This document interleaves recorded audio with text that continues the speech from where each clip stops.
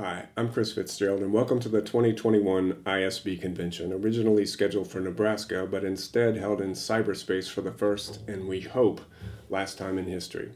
This presentation, entitled Bass Jitsu, will serve a dual function as an official ISB presentation and also an entry into my ongoing bass technique series. In that second realm, it will be accompanied by two other videos on the topic, but since this presentation is limited to an hour for ISB purposes, I'll try to cover all the important concepts here in as much detail as the time constraints allow. So what is bass jitsu? At first glance, it might seem to be some strange sort of hybrid concept between bass and a specific martial art. And in a way, it is that, but only in the broadest possible sense. In reality, it's nothing strange or revolutionary at all, but rather an examination of the concept of core centricity to physical motion in any human endeavor. In this presentation, we'll examine some of the parallels between the core-centric concepts normally espoused in martial arts study and ways that they can be applied to playing the double bass. As a disclaimer, I'll be demonstrating the concepts seen here from a pizzicato perspective and also from a seated posture in relation to the bass. I'm choosing to do this because it's my natural approach to the bass, but I'm also confident that everything we discuss here will have applications and parallels for both primarily arco players and also for people who approach the bass from a different physical stance, like standing, obviously. The concepts we'll discuss here are about the way that we draw power and leverage from the body, from the core of the body, in a relaxed way. And I believe this concept is universally important to any physical endeavor, no matter how the specifics may differ. The beginning of this path for me began when I was studying piano in college over 35 years ago with a life-changing teacher and role model. More details about her will be available in the other videos I mentioned earlier. But in short, Doris was my musical Yoda figure, a woman twice my age and literally half my size, who somehow managed to get a sound at the piano that was twice the size and power of my sound. When I asked her how this was possible, she smiled and wrapped her small fingers around mine and said, "Because you play from here, and I," now placing her hands around her midsection, "play from here. And my here is bigger than your here." She said, "We don't play the piano with our fingers any more than we digest our food with our teeth. They're just the first things to touch it. The real work is done much closer to the center." Thus began my lifelong fascination with how the human body can be deceptively strong while also remaining remarkably relaxed. She used to ask me questions like, "How do you move your fingers without moving your fingers?" Answer, "Move your hand." "How do you move your hand without moving your hand?" "Move your elbow." "How do you move your elbow without moving your elbow?"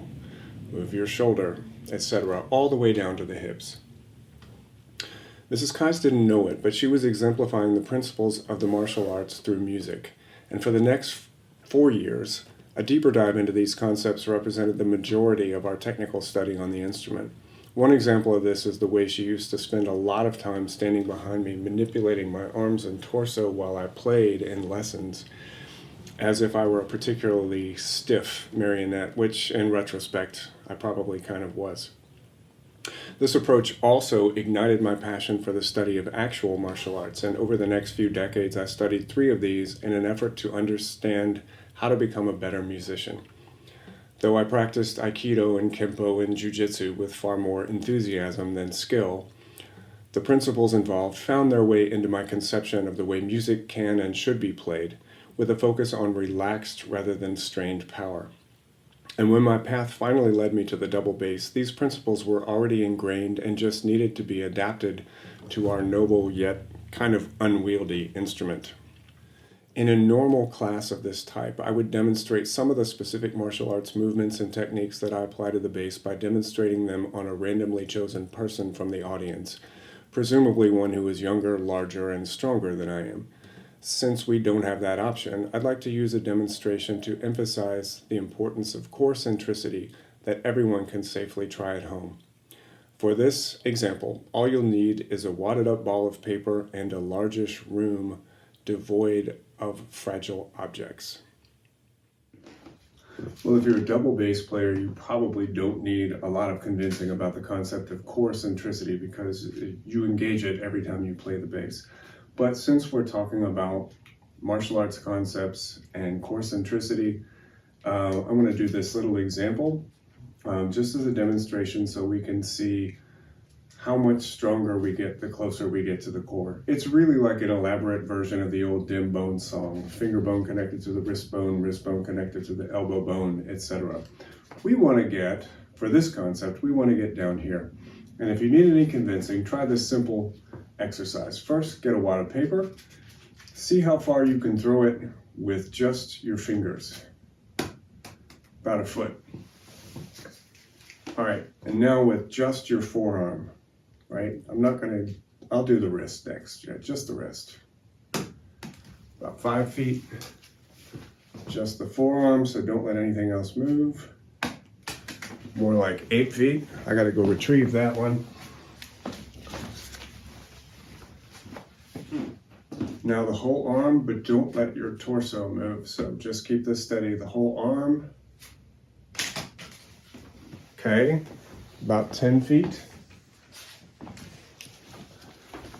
Now see how far you can throw this paper wide. And I hope I don't break anything in here because there are breakable things in here, but it is a lot of paper. So see how far when you engage your torso. I'm not even going to use the legs. I'm going to keep my feet in one place. But if you engage the torso and the core, how far does that wad of paper go?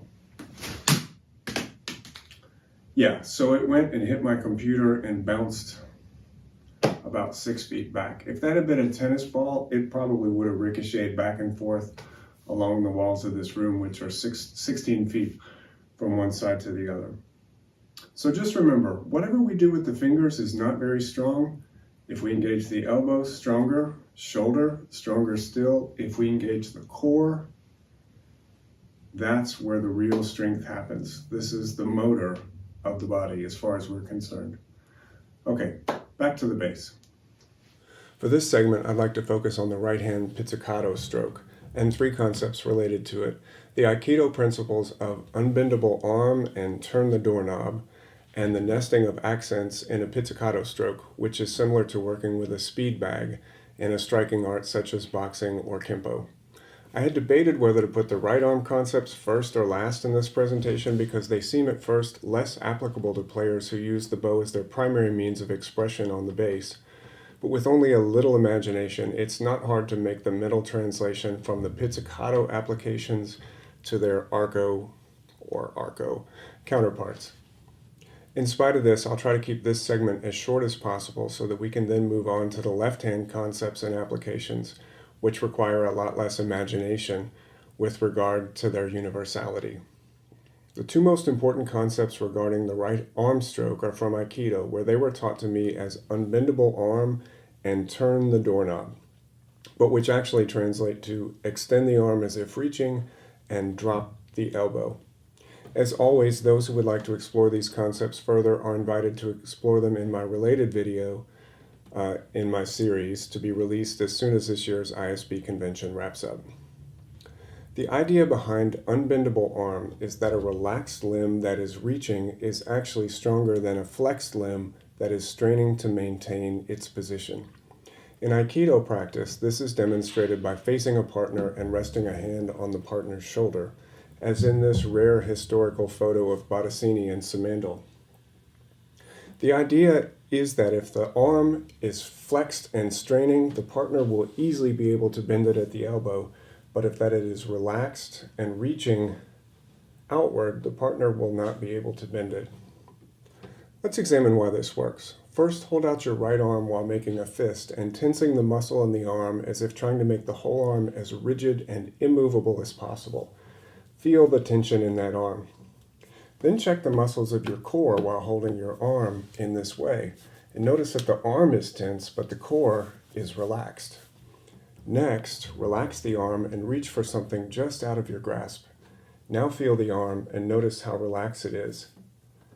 Then check the muscles in your core as you hold this posture, and you should find that the chest and back are engaged even as the arm is relaxed. This core engagement is what makes the arm so strong in this position. Next, we'll apply this physical concept to plucking the string. Using the extension concept we've just discussed, rotate the shoulder to place the extended finger on the fingerboard against any string. If done properly, the arm should still be completely relaxed. To pluck the string without pulling from the finger, we then simply drop the elbow, which pulls the finger through the string.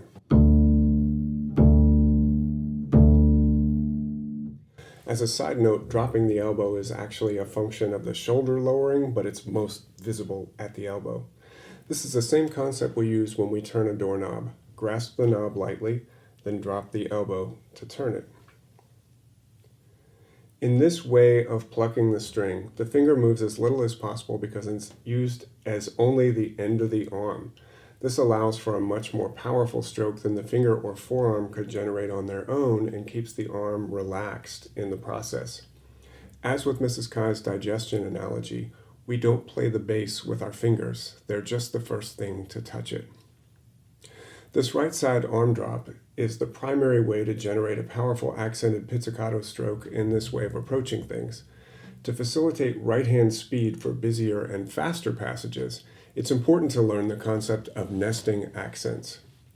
The concept of nested accents is similar to the use of a speed bag for striking training. One strike produces rebounds of the bag, and a skillful practitioner can get one, ta ta ta ta ta ta ta ta, two, taka taka taka taka taka taka taka, three, taka ta taka ta taka ta taka ta, that's the most common one, or four rebounds, taka taka taka taka taka taka taka taka taka, out of a single strike. As with the bass, nesting accents on a speed bag is far harder than it looks, and if you try it, be careful not to let the bag hit you in the face. Ask me how I know. As applies to plucking the string, the parallel is nesting of accents under a single arm drop, where the string can also be plucked more lightly on the upswing of the arm, so that the same arm motion can produce quarter notes, eighth notes, eighth note triplets, and 16th notes, all at the same basic metronome tempo. For more information on details of this concept, I'll refer you to the 15-minute video in my series entitled Permutations Subdividing the Right Arm Downstroke, and that video also covers different finger combinations that you can use when subdividing the stroke. While there's a lot more that could be said about the right hand, for the sake of inclusivity, this seems like a good point to switch to the left hand and how the core-centric concepts from the martial arts might apply to that realm. There are many parallels and techniques that apply to the left hand, but for me, the elephant of the room of bass technique is the concept of the relaxed left hand versus the more traditional spread hand. So let's start there. As a disclaimer, I do not intend for this portion of the presentation to be seen as any form of iconoclastic criticism of accepted pedagogical wisdom. Rather, I hope that what follows will be taken in the spirit in which it's offered as an alternative to consider from a different viewpoint and nothing more. So anyone who has studied from the Simandl method will be familiar with this famous picture featuring this extremely spread out left hand position. The reason for this ubiquitous hand shape is clear. It's used so that the fingers are poised above the adjacent pitches that they will be asked to play, thus minimizing extraneous motion and facilitating intonation. And towards these ends, this shape can be very effective. But at what cost to the body? Let's take a moment to examine the way the physiology of the hand works. In the simplest terms, the fingers, not including the thumb, are a two-way mechanism. They can extend outward, which is a function of the extensor tendons on the outside of the forearm, or they can close inward, a function of the flexor tendons on the inside of the forearm. They're actually very inefficient at moving from side to side, as anyone who has attempted to flash Vulcan hand signals can readily attest. Try this simple experiment. Drop your left hand to your side and let it relax completely. Then raise it up so that the palm faces your face. Now, without extending the fingers, try to spread them apart. Notice that you can't do this no matter how hard you try. This is because the spreading motion of the fingers is solely a function of the extensor mechanism. To spread the fingers, you must extend them, which introduces tension along the back of the hand and the outside of the forearm. Now, think about what happens when we play the bass from this extended and spread position. In order to spread the fingers to be in a position to play the two half steps above the first finger, we have to pull them back with the extensor tendons and then engage the flexor tendons to curve the fingertips towards the fingerboard. Then, in order to press the string down, we have to bring the finger down through the string and into the board, and closing the fingers is a function of the flexor tendons on the underside of the arm. So by doing these two things on the face of it, we're actually asking the two sides of the forearm physiology to work against each other instead of in tandem. The hand is forced to both push and pull in opposite directions at the same time. If we literally played like this, it would introduce a tremendous amount of tension into the left hand and forearm, and indeed many beginners struggle with this exact issue. Well, fortunately, the hand is not an island, and most players use a rotation of the wrist and forearm to help stop the string while keeping the fingers spread for intonation purposes, so that tension is mitigated quite a bit. So this, instead of keeping the elbow in one position, which puts everything on the hand, and much more strain on the hand. But what if the need to spread the fingers was greatly diminished or even largely eliminated? What if the natural relaxed shape that the hand falls into when it is by your side could be used to play the bass without the need to spread and extend the hand from the extensor tendons? The hand would be completely relaxed and wouldn't need to engage the two sides of the forearm against each other, but an entirely new concept of how to intonate adjacent notes would have to be discovered and implemented. Let's look more closely at this to see where it might lead. The concept of the relaxed hand is nearly ubiquitous in martial arts training, from the joint locks in Aikido and Jiu-Jitsu to Bruce Lee's famous one-inch punch, where the force travels through the core of the body to the hand, which tenses only at the last possible moment, only to relax again immediately afterward. Terrible one-inch punch. Give me a break, I'm not Bruce Lee. As a side note, this description could apply to the function of the plucking finger in the earlier segment of this video demonstrating the relaxed pizzicato technique, where the striking finger is relaxed until the moment it moves through the string.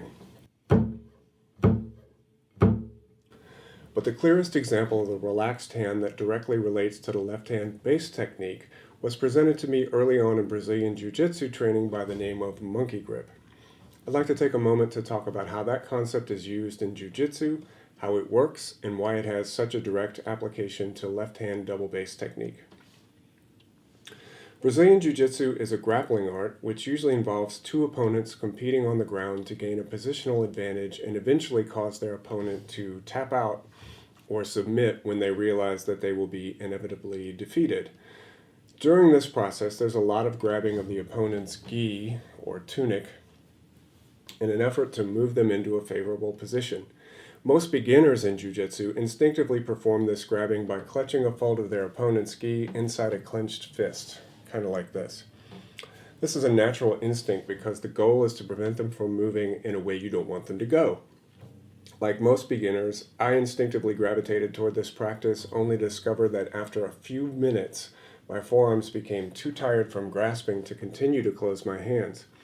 In addition, for hours afterward, my hands and forearms would show signs of exhaustion and stress, and it would have been nearly impossible to play the bass or the piano well in that state. My inner musician immediately recognized this feeling. I had felt it in my left hand many times before as a beginning double bassist, during long practice sessions and gigs when I was relying too much on squeezing with the left thumb on the back of the neck to help the fingers on the opposing side stop the strings. This feeling of stress and prolonged muscular exhaustion produced was exactly the same in grappling with unhealthy and unsustainable technique as it was in playing the bass with the same sort of technique. and I knew that there must be a physical corollary in both arenas that could address and help mitigate this issue.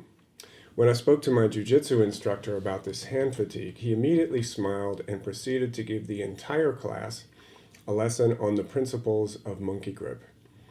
The idea of monkey grip is that when grabbing an opponent, the hand should be as relaxed as possible, yet still strong and connected to the core. The key is the position of the thumb, which should never be opposing the fingers, as in the natural state of the hand when we drop it to our sides, and in the neutral position of the fingers. As he espoused the concept, the natural relaxed state of the fingers when the hand is relaxed and neutral is lightly curved, kind of like this. And more importantly, that there's a huge muscular difference between closing the fingers tightly, as in making a fist, and simply not allowing them to open beyond their natural relaxed shape. And this distinction is crucially important. Holding a relaxed finger position versus creating and holding a non-relaxed position. As an example, try this exercise. Hold your right arm in front of you like this. Then grab it tightly with your left hand as if you were holding a baseball bat. Now try to keep your right arm from moving away from your body with the left hand. When you do this, you'll notice that there's a lot of tension in the left hand, forearm, and biceps as you try to prevent the right arm from moving. Here, here, and here. Now do the same thing, only this time before you grab your right arm, drop your left arm to your side and let it relax. Then place it around your right forearm with the thumb on the same side as your fingers. As you try to prevent the right arm from moving away from the body, instead of grasping tighter with the fingers, simply refuse to let them open further. Now do the same thing, just don't let those fingers open. If done correctly, the result should be a right arm that can't move as before, but a much more relaxed left hand and especially left forearm. Your left biceps will still be engaged, but that's important progress because the force has now moved from a smaller muscle group in the forearm to a larger one in the biceps, which is much less likely to use a high percentage of its capacity and is therefore much less prone to injury. Of course, in the higher levels of jiu-jitsu, there are techniques to mitigate even this stress on the biceps and beyond, but that's a rabbit hole that would take far more time to explore than we have here. The fundamental concept of monkey grip, then, is to keep the fingers in as natural a position as possible, to avoid grasping with the thumb as much as possible, and to substitute the idea of don't let the fingers open for close your fingers towards your palm as tightly as you can. Now that we've had this brief detour in the martial art principle behind the concept, let's see what happens when we apply it directly to left-hand technique on the bass. The two obvious questions about and objections to applying monkey grip as the basis of relaxed left-hand bass technique could be expressed as follows. First, how would the player approach the concept of intonation if the fingers are no longer spread out to be poised over the adjacent half steps? And second, what should the player do with the left-hand thumb? Surely you are not suggesting that bassists play without their thumb on the back of the neck. Let's take the second of these questions first. No, the idea is not that the bassists play without using the left thumb at all, although as we will see later, practicing passages slowly without the thumb can be a great test of core connection in the practice room. Rather, the issue of the left thumb, as it derives from monkey grip concept, is not that it not be used at all, but only that it not be used for grasping. Remember, when grasping, the flexor mechanism is engaged in closing the hand inward toward itself, and it is this inward grasping that tends to cause tension buildup in the hand and arm.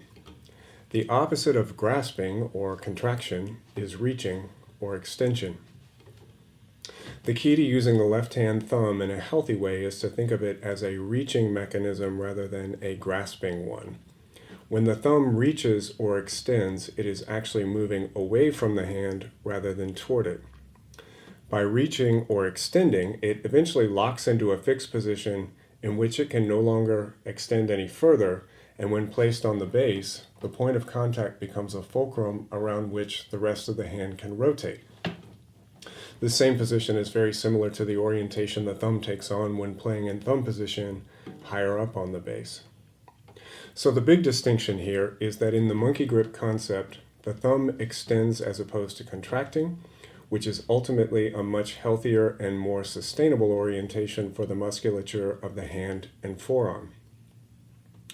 As regards the fingers, the monkey grip shape principle we are trying to apply in this instance basically boils down to two key aspects.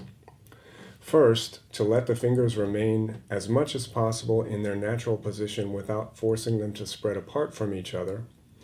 And second, rather than pistoning them up and down or contracting them to stop the strings, let them retain as much of their natural curve as possible and replace the notion of closing them to press down the string by contracting with simply don't let them open, and use the larger muscle groups to move the fingers into a solid string stop.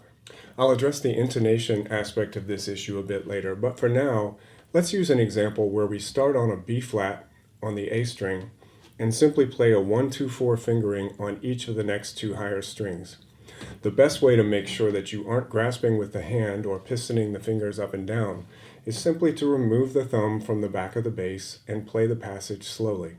When there's nothing to grasp against or reach toward, the temptation to try to grasp with the fingers is greatly reduced. As a disclaimer, this is much more easily accomplished from a seated position than from standing, because without the thumb on the back of the neck, the bass tends to move when standing. I'd recommend trying this exercise seated, even if you're a primarily standing player.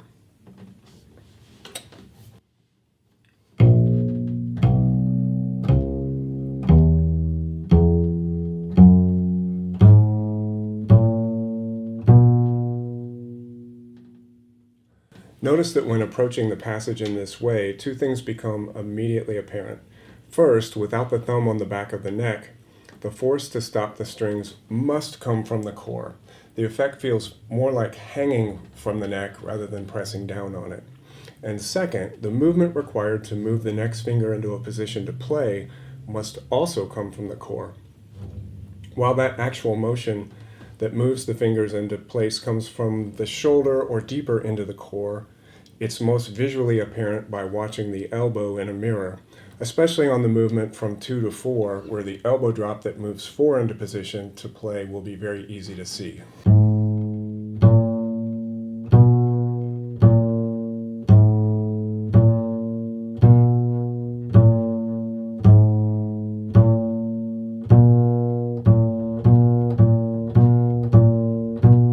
So there's that elbow moving up and down.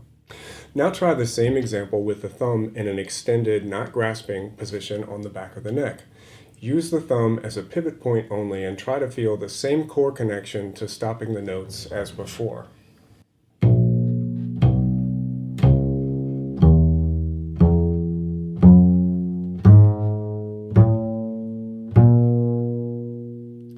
This hand position is what I've described in previous videos as free position as opposed to the more traditional fixed position.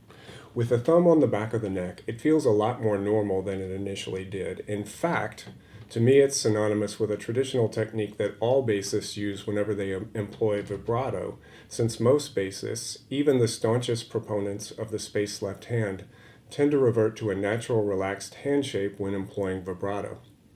So a simple shortcut to thinking of this left-hand approach might simply be the term vibrato position, whether it is being used to produce vibrato or not. Let's play the same example in the same position, but this time using vibrato, which will likely make it seem like a much more natural approach. Another disclaimer, I'll be using a much slower pizzicato vibrato for this example, just because it tends to sound better with pizzicato.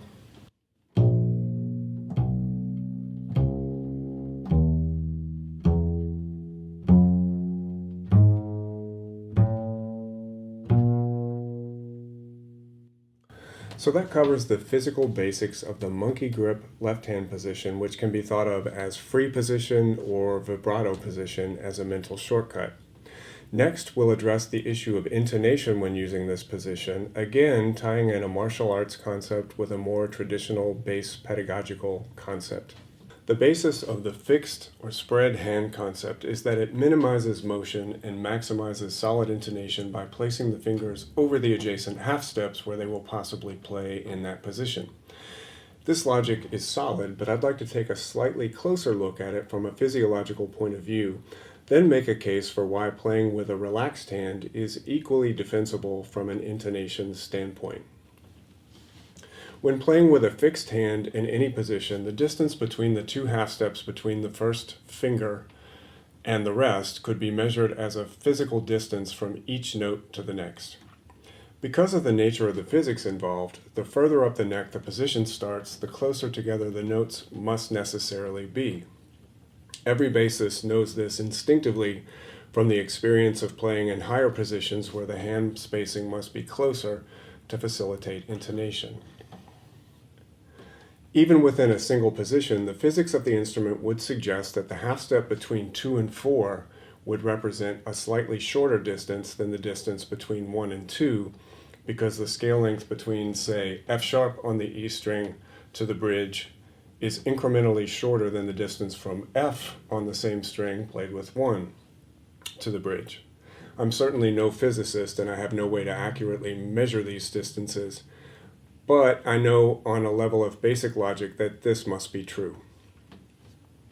But when playing, we don't consciously think about these things as specific mathematical distances.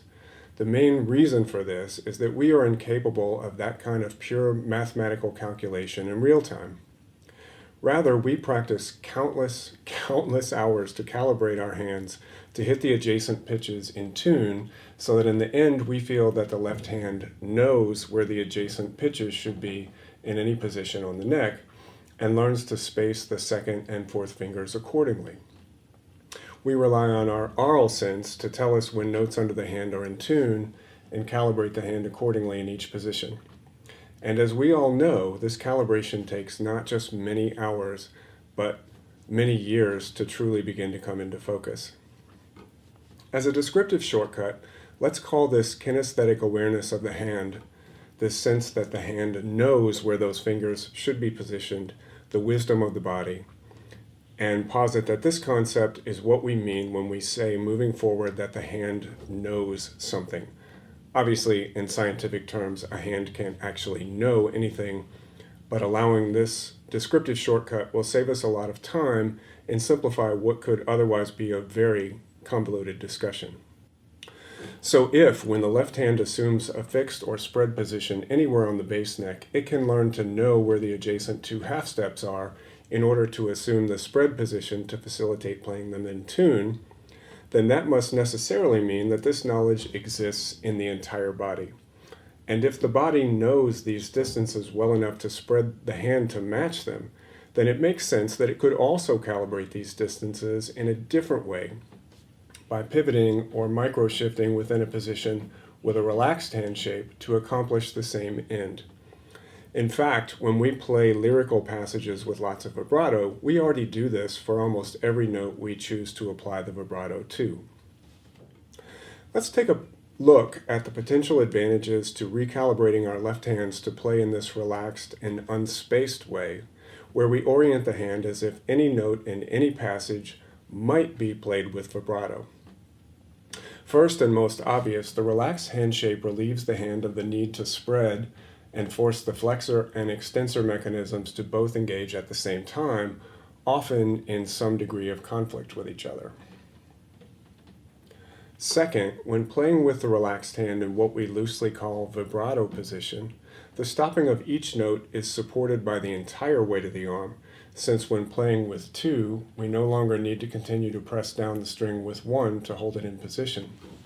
Or when playing with 4, we no longer need to continue to press and space 1 and 2. As a side note, this second point is especially important to pizzicato playing, where the decay envelope of any note is a decrescendo, and where a faulty stop on a sustained note cannot be fixed or changed with the bow. In pizzicato playing, once a stop is compromised, the note suffers and must either be abandoned or restruck. Third, and perhaps most importantly, playing as often as possible with this relaxed hand spacing over a period of years is likely to reduce wear and tear on the body, potentially and hopefully extending the playing career of the player who successfully adopts it. Assuming the player is willing to accept the possibility of playing in this way, I'd like to share some details from both traditional bass pedagogy and also from the martial arts that can help to calibrate the hand to this way of playing.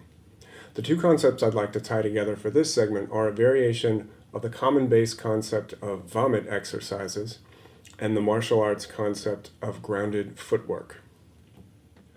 Over 20 years ago, in a 3-hour bass lesson with legendary jazz bassist Rufus Reid, I was tasked to work on perpetual and deep left-hand connection to the fingerboard as my primary technical goal for my left hand.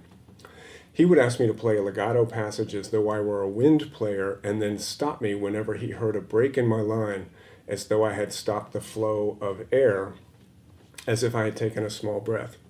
When this happened, he would ask me to examine what caused the break or breath to occur, and then to go back and try and fix the line so that this breath was no longer audible. We noted that these breaths happened most often on shifts, so we spent easily 30 minutes or more doing vomit exercises on each string, using each finger on each string. During that time, Rufus mentioned that with the exception of playing an open string, the best approach to the left-hand technique was to view all shifting as one big vomit exercise, which we came to call perpetual vomit for the remainder of the lesson. The idea was that with the exception of the occasional open string or short articulation, the weight of the left arm should never come off the fingerboard. He assured me that this concept would make me more sure-footed in terms of the left hand, or as he put it, like a mountain goat. And all these years later, I still have the image of the left hand as being as sure-footed as a mountain goat, as well as the quote, "Have you ever seen a dead mountain goat at the base of a cliff? No? Why do you think that is?" This concept resonated immediately with me because of years of Aikido training and the principles of grounded footwork that were drilled into my entire class at that time. I'll keep this description short in the interest of time, but the principle was to maintain maximum balance by never being caught with only one foot on the ground. So when moving from any stance to any other, the foot that moved would lightly drag the ground to get from one place to another rather than lifting it and replacing it where it was meant to end up. Here's a 1-minute example of what this looks like from a soon-to-be-released video about some of the martial arts principles behind the bass Jitsu concept. To the bass. So we'll start with footwork. In Aikido, in the dojo where I trained, we were trained, whenever possible, always keep your feet connected to the ground. So as an example, if I'm standing here in a defensive posture and someone is coming forward to attack me, there's 2 ways that I can move myself to get at a safe distance from the attacker. One is a pivot, right? And if I do the pivot the way that I was taught, I'm going to take the front foot and I'm going to make it the back foot. And I'm going to do that by keeping it on the mat, right? Again, when I move that foot, I want to have it touching the ground the whole time so that it makes that corduroy sort of noise. And the reason I want to do that is because my balance is better that way. If I get caught in anywhere in that motion when I'm not where I want to be, I still have my balance at this point, even though I haven't finished the motion. If I picked up that foot and was trying to do this, but I got caught in mid-shift, now my balance is terrible because I'm only on one foot. So not this, but this. Back here at the base, in the spirit of combining Rufus Reid's instructions regarding perpetual vomit and the previous scene involving Aikido footwork, while the rationale in each realm was somewhat different, the parallels are clear. Stay connected and stay balanced at all times. As bassists, we all know that a big part of the reason to practice vomit exercises in the first place is to facilitate smoother shifting. The process is a 3-step one, and the first 2 steps are: 1. Play a passage with clunky shifts that break the legato nature of the line.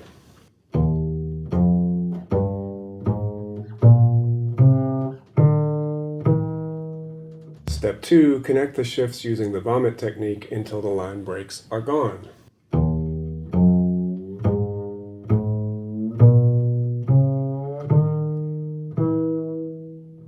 So for the first two steps, not this,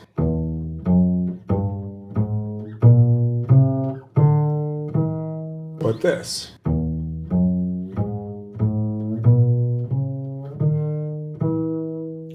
The third step is a technique that Rufus called hide the vomit. As he said in that amazing lesson, you and I know that when we play, there's vomit everywhere, but the real trick is to make sure that no one in the audience can hear it or presumably smell it. To this end, we worked on speeding up the vomit shifts so that they became inaudible to anyone but the player, who, because they know they are happening, can use them to calibrate the shift by feel and sound, which makes for a more secure shift. So we go from step 2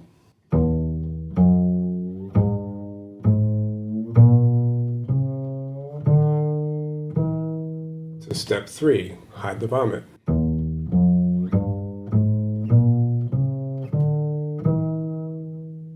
And this is the concept of hide the vomit.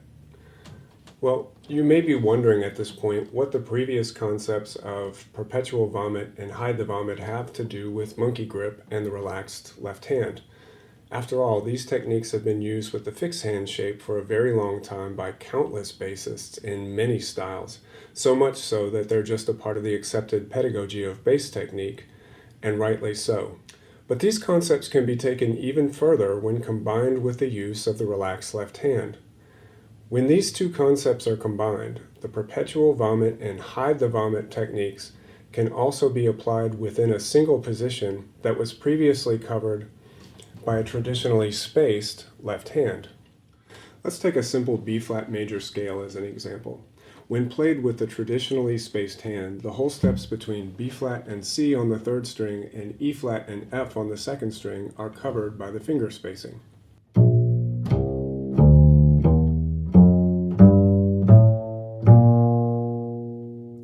And obviously, a player can't just relax the hand spacing and expect the result to be even marginally in tune with the same fingering.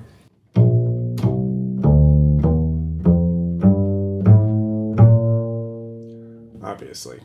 But if the player uses the same body knowledge of how those whole steps should be spaced, and then reaches for them in a different way by moving the body from closer to the core to move the fingers into place, the result is what could be called a micro shift.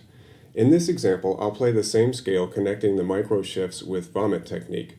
Notice the relaxed hand shape and the motion at the shoulder and elbow that moves the fingers into position to play the second note of the whole steps involved.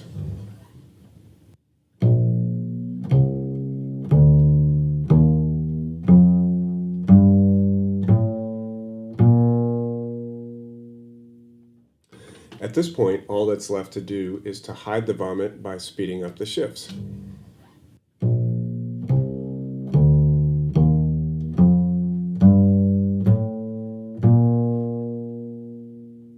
And by moving the fingers to where they need to be from closer to the core rather than relying on the smaller muscles of the fingers and hand to do the work, we're now much closer to a core-centric martial arts approach to the use of the body, and also to a paraphrase of Doris initial statement that blew my mind so many years ago.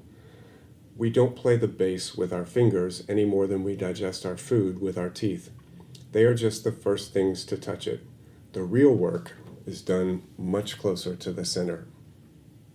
Well, we're running up against our time limit at this point, but I'd like to take the last few moments to review some of the basic bass jitsu concepts we've covered so far. For the right hand, we've explored the concepts of unbendable arm, otherwise known as relaxed extension, turn the doorknob, otherwise known as drop the elbow, and combine them with the concept of nested accents within a single arm drop, similar to striking patterns using a speed bag. For the left hand, we explored the specific concepts of monkey grip, or the relaxed unspaced hand, grounded footwork, or perpetual vomit, and the concept of micro-shifting within a single position to facilitate the relaxed hand. Now, those were the specifics, but in the bigger general picture, the concept of core centricity can be approached and explored in a very autodidactic way by simply being aware of where the force required to perform any technical aspect of bass playing is coming from. If we find that we're experiencing pain or tension of any kind in the extremities during or after playing, it would be worth our while to examine the deeper links in that technique chain that are closer to the core, and see if we can't find a way to draw the technique from further back in those areas. Because they are bigger and more powerful, they're less prone to injury from being asked to provide the exact same amount of leverage and force as the smaller ones closer to the ends of the arms. The trick, as always, is connecting the links of the chain. I'd also like to point out that we began this presentation with the central idea of drawing power from the core: chest, shoulders, back, and hips. And yet we spent most of our time talking about hand, elbow, and shoulder movements when diving into the details. The reason for this is that motion from the core of the body is hard to see because of what one of my jiu-jitsu instructors called the whip effect. When we see a whip being cracked, we tend to focus on the tip of the whip itself because it makes the biggest motion and the biggest noise. But anyone who's ever tried to operate a whip knows that the real power comes from the center of the body, which seems to move very little by comparison. In my experience of chasing the idea of core centricity in order to apply it to music, I found it to be like anything else. In short, a process. There's no bolt of lightning that makes it happen. Rather, the process involves gradually, over a period of years, learning to pull the power and leverage to do anything from one step closer to the center at a time. My journey toward this end began over 35 years ago, and while I don't think I'll ever arrive or solve the puzzle, the journey is amazing and informative, and the scenery is always worth the trip. I'd like to wrap up this presentation with two short playing examples. The first is a technique exercise involving playing a pattern of diatonic triads in E major using the concepts we've discussed in this presentation. The exercise happens 4 times, in quarter notes, then eighth notes, then triplets, and then sixteenths, to demonstrate the nested accent concept in the right hand, while also serving as an example of the relaxed left hand, perpetual vomit, and micro-shifting concepts we discussed earlier. The scene is shot with 3 cameras so that in addition to the normal front shot, the viewer will be able to see the tilt axis of the core, which keeps the body at an optimal distance from the neck in each register and helps move the arm and fingers into place to play on the low to high axis, like this. And also the rotation axis, which helps move the hand and fingers across the width of the board while keeping a healthy wrist angle, like this. The last playing example is the continuation of the musical introduction played at the beginning. It's entirely improvised and uses the technical concepts we've talked about here nearly exclusively. So thanks for joining me for this presentation, and I hope to see you again either in person at a future ISB convention, online in any bass-related setting, or both.